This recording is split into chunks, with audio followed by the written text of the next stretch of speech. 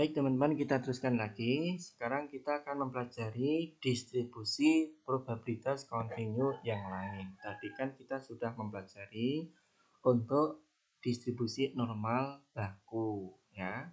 Nah, di sini yang bentuk lain adalah pertama ada distribusi T atau dikenal dengan distribusi T student.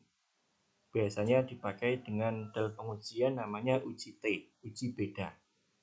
Ini merupakan jenis distribusi probabilitas yang mirip dengan distribusi normal dengan bentuk lonceng atau bel, tetapi memiliki ekor yang lebih berat, yang artinya cenderung menghasilkan nilai yang jauh dari rata-rata. Kenapa? Karena kalau berat ini simpangan bakunya istilahnya semakin besar, ya. Nah, di sini distribusi T itu memiliki peluang lebih besar untuk nilai ekstrim daripada distribusi normal. Oleh karena itu, ekornya atau sisi kanan kirinya menjadi lebih gemuk. Nah, bentuknya seperti ini ya teman-teman sekalian. Ini persis juga bentuknya normal. Cuma ini lebih gemuk ekornya nanti, jadi seperti ini ya. Ini tadi kan kita sudah ada platykurtik, ada leptokurtik, ya, ada yang meso. Meso itu yang istilahnya tengah-tengah ini. Ini perbandingan istilahnya distribusi normal juga, cuma kita bedanya adalah ekornya, ya, ekornya. Untuk distribusi T itu ekornya lebih gemuk. Nah, berat ekor ya ditentukan oleh parameter dari distribusi T, dikenal dengan derajat kebebasan. Derajat kebebasan atau nu, ya, dibaca nu, itu biasanya nilainya adalah n-1 atau mungkin n-2 ya. Jadi tergantung dari sampel atau jumlah responden yang digunakan. Nah, di sini derajat kebebasan nu terkadang di beberapa tabel itu disimbolkan df, degree of freedom, derajat kebebasan. Nilai yang lebih kecil itu memberikan ekor yang lebih berat. Kenapa? Sampelnya dikit. Dan dengan nilai yang lebih tinggi membuat distribusi T menyerupai distribusi normal. Standar dengan rata-rata 0, standar deviasinya adalah 1. Itu. Jadi teman-teman, nilai T itu pertama tergantung dari alfa juga ya, selain dari derajat kebebasan. Nah, pada tabel distribusi T, itu kolom pertama itu menunjukkan besaran derajat kebebasan atau nu-nya. Ada yang di F juga ya. Sedangkan kolom kedua hingga kolom seterusnya ya, itu menyatakan nilai peluang atau alfa yang bersesuaian. Nanti tergantung alfa yang digunakan, apakah 5%, apakah 10%, dan seterusnya. Nah, misalkan kalau teman-teman menggunakan beberapa tabel, diperhatikan di mana letak alfanya, di mana daerah yang diarsirnya. Nah, di sini contohnya teman-teman, ini adalah distribusi T, alfanya yang diarsir sebelah ujung kanan. Nah, di samping ini disajikan tabel. Jadi ini adalah nu-nya, derajat kebebasan. Yang sini, yang kolom berikutnya, ini menunjukkan alfanya. Jadi T-nya berapa, nanti alfanya berapa. Itu. Terkadang itu alfanya dari 0,5% ya. Ada yang 0, ada yang 1%, 2,5%, 5%, sampai dengan 10%. Untuk penelitian sosial, yaitu responden manusia, ya, itu kebanyakan alfanya 5%. Sebagai contoh teman-teman, kita ditanya tentukan nilai T-nya. T-nya berapa di sini ya? Untuk peluang alfa 0,05 atau 5%. Dengan derajat kebebasan 19. Dengan tabel ya teman-teman sekalian, ini bentuknya seperti ini. Alfanya di sini 5% ya. T-nya berapa? Kita cari di sini. Alfa 5% di sini ya. Dengan derajat kebebasan 19. Ketemunya di sini 1,729. Ini sebelah kanan. Kalau sebelah kiri yang dimaksud, maka ya tentunya negatif 1,729. Gampang sekali ya. Kemudian berikutnya teman-teman, ini adalah distribusi chi-square ya. chi-square, merupakan distribusi dari variabel acak yang kontinu juga. Ini nilainya berapa? Juga tergantung dari df-nya atau nu-nya, derajat kebebasan. Nah, ketika menggunakan tabel, tolong diperhatikan daerah mana yang diarsir. Gitu. Sebagai contoh ya teman-teman, berapa sih nilai chi-square-nya untuk derajat kebebasan 26? Ya, ini. Dari tabel chi-square ya, derajat kebebasan 26 ya, dengan alfa 1% ya, itu adalah 45,64 ya, jika daerah yang diarsir sebelah kanan. Nah, jika daerah yang diarsir sebelah kiri ya, tentunya hasilnya adalah 1 min alfa ya, 1 min alfa atau 0,99 dengan alfa dengan nu 26 ketemu nilainya 12,2 nilainya 12,2 gitu. Nah, caranya dengan menggunakan tabel ya. Tabelnya kita buka ya. Jadi di sini ini adalah derajat kebebasannya. Derajat kebebasan. Kemudian ini adalah nilai alfanya. Alfa berapa yang dicari. Nah, tadi di contoh latihan ini derajat kebebasannya itu 26. Alfanya 1%. Maka di sini kita cek ya. Ini tentukan dulu 1%. Nah, ini kan 0,5, 0,75. Kita cari berikutnya 1% ya. Nah, di sini ya 0,01 derajat kebebasannya adalah 26. Maka tulis di sini ya 45,642 itu. Nah, itu ketika daerah yang diarsir adalah sebelah kanan. Nah, kalau daerah yang diarsir sebelah kiri, tentunya alfanya menjadi berapa? Ya 1 kurangi 0,01. Hasilnya adalah 0,99 ya. 0,99 derajat kebebasannya adalah 26 dengan cara yang sama ya. Dicari yang alfanya 0,99, kemudian nu-nya 26 ya, nanti ketemunya 12,2.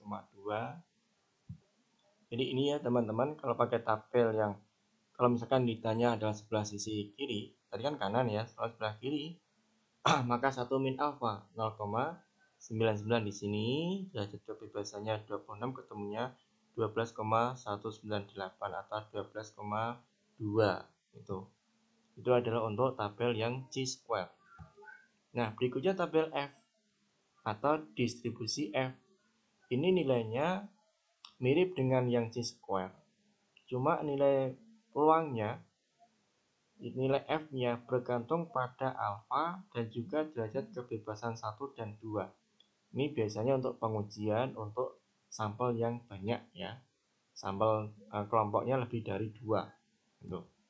Nah, di sini sebagai contoh, nanti ketika teman-teman menggunakan grafik, diperhatikan juga ya, letak arsiran untuk alfanya sebelah mana. Karena terkadang itu ditanyakan sebelah sisi kanan, terkadang sebelah sisi kiri. Itu. Nah, di sini sebagai contoh, nanti ya, jadi nanti sebelumnya untuk menentukan nilai F dengan nilai peluang alfa, itu tergantung dari dua derajat kebebasan, nu1, nu2. Nu1 derajat kebebasan pembilang, yang nu2 sebagai derajat kebebasan penyebut. Nah, nilai F itu bergantung ketika ditulis ya, F alfa, nu1, nu2 dengan tabel yang sudah nanti kita siapkan. Nah, misalkan kalau ditanya, misalkan sebelah tadi kan sebelah kanan ya, sebelah kiri berarti 1 min alfa. 1 min alfa dari nu1, nu2. Nah, nanti nilainya adalah 1 seper F ya, F alfa, nu2, nu1. Dibalik ya. Jadi nu1-nya yang ini depan, ini menjadi di belakang. Nu2-nya belakang menjadi depan. Itu. Tetap kita menyebutnya ini adalah derajat kebebasan. Derajat kebebasan pembilang, yang sini adalah penyebutnya. Itu. Sebagai contoh, ya, tentukan nilai F alfanya 0,01, derajat kebebasan 15, derajat kebebasan kedua 20 ya. Jika daerah yang dimaksud sebelah kanan ya. Karena pada tabel 6 A6 ya yang sudah kita siapkan itu yang diarsir adalah sebelah kanan. Maka F001 ya, F0,01 5,20 ya dapat dicari pada alfanya 0,01, nil 15, nil 2-nya 20 ya. Nanti ketemunya adalah 4,10 nanti kita. Baik teman-teman, kita cek ya. Jadi teman-teman harus mencari tabel distribusi F. Alfanya 0,01, 0,15, 0,2, 20. Caranya tabelnya kita buka ya. Ini tabel F. Ini perhatikan ya. Ini berapa nilai alfanya? Nah, ini kan alfanya 0,05. Padahal yang kita cari adalah 0,01. Nah, di sini kita teruskan dulu. Ini masih 0,05. Nah, ini 0,01. Yang kita butuhkan tadi 01-nya 5, 0 ya. 01-nya 5, kemudian 02-nya 20. Nih, seret ketemunya 4,10 ya. Benar nggak nih? Nah, ini ya 4,10 dengan cara seperti itu ya. Gampang sekali. Nah, sekarang kalau misalkan yang ditanya sebelah kiri, kalau tanya sebelah kanan ya, sesuai dengan arsiran di grafik tabelnya. Sekarang kalau yang ditanya adalah sebelah kanan, sebelah kiri ya, sebelah kiri.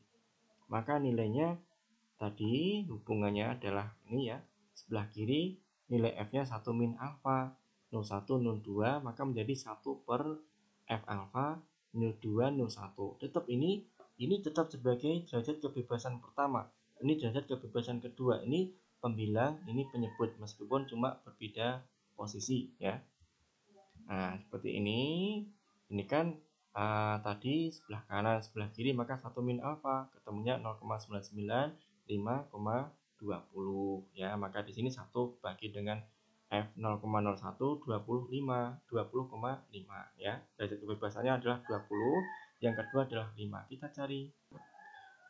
Jadi untuk menghitungnya ketemunya F-nya tentunya menjadi 0,991 min alfa. Kemudian derajat kebebasan 520 ya. Maka ini kita balik hasilnya 1 dibagi F 0,01 20,5. Kita lihat di tabel ya. Nah, di sini kita harus menentukan F-nya 0,01, derajat kebebasannya V1 V2 ya. Nanti kan sudah dibalik ya 25 ya. Ini 20, ini ada 5. Ini sudah pas, kita cari yang 20. Nah, ini 20, 5-nya di sini ya. Ketemunya 9,55. Maka hasil akhirnya ini ya, 1 dibagi 9,55 ketemu peluangnya 0,104712. Baik, ini terkait dengan distribusi probabilitas kontinu. Pertama yang normal baku, kemudian distribusi T, distribusi Chi-square, kemudian distribusi F juga ya. Ini sering dipakai dalam penelitian. Baik, mudah-mudahan bermanfaat. Nanti silakan dipahami dan contoh-contoh tadi ya teman-teman ya. Untuk yang ini pengembangan ini juga sudah ada contoh slide. Nah, ini ya untuk contoh penerapan ini kita ambilkan dari buku pengantar statistika Ronald E. Walpole ya, edisi ketiga. Ini sudah kita siapkan banyak sekali contoh-contoh, nanti silakan dipelajari. Intinya sama ya. Untuk normal itu teman-teman menghitung nilai Z-nya. Z-nya kemudian berapa yang ditanyakan, cari tabel ketemu hasilnya. Nih, banyak sekali variasinya, jadi harus paham. Tapi intinya adalah menghitung nilai Z-nya. Terkadang mencari nilai X-nya, dari Z-nya ketemu, kemudian X-nya berapa gitu. Baik, ini sebagai tambahan, ini tidak saya sampaikan karena sudah lengkap sekali. Sudah saya istilahnya copy, paste ke sini. Mudah-mudahan nanti bisa dipahami. Kalau ada yang belum jelas bisa ditanyakan. Terima kasih. Wassalamualaikum warahmatullahi wabarakatuh.